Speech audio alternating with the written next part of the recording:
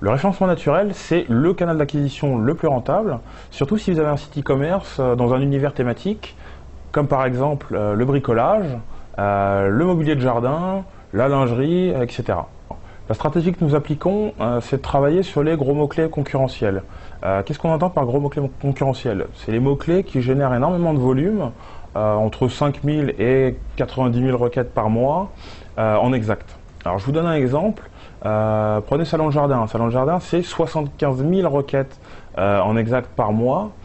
Si vous êtes premier sur ce mot-clé-là, vous prenez 800 visites par jour. Inversement, si vous êtes en 6e position, vous ne prendrez qu'une vingtaine de visites. Donc l'écart il est considérable entre la première position où vous prenez environ 800 visites et la 6e place où vous ne prenez qu'une vingtaine de visites.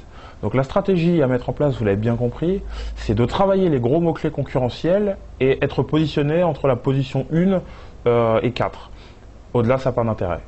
Avec nos clients, donc, on met en place un partenariat gagnant-gagnant avec un modèle de facturation comprenant un fixe, mais surtout une part variable qui peut être indexée selon le souhait, soit sur le volume de visites générées, soit sur les positions gagnées sur les gros mots-clés concurrentiels.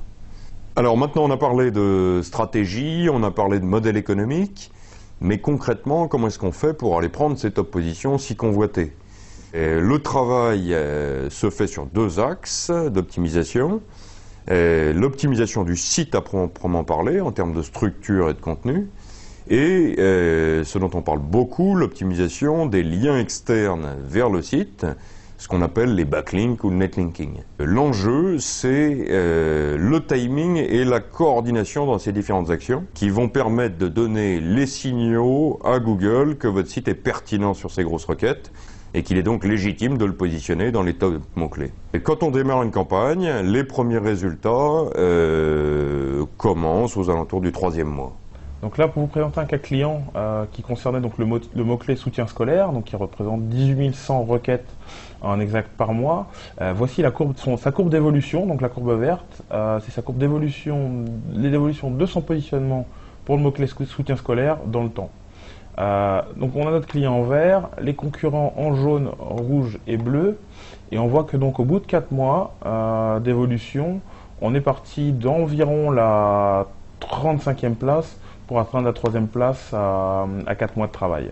Donc, en termes d'organisation, on travaille sur une période de 6 mois avec des plans d'action mensuels et des points hebdomadaires. On utilise la solution statistique du client, généralement Google Analytics, mais également Piwik, City, etc. Pour les reporting, on utilise les solutions de Google et SEO Moz. N'hésitez pas à nous contacter pour qu'on analyse le potentiel de votre site et qu'on développe votre trafic et donc votre chiffre d'affaires.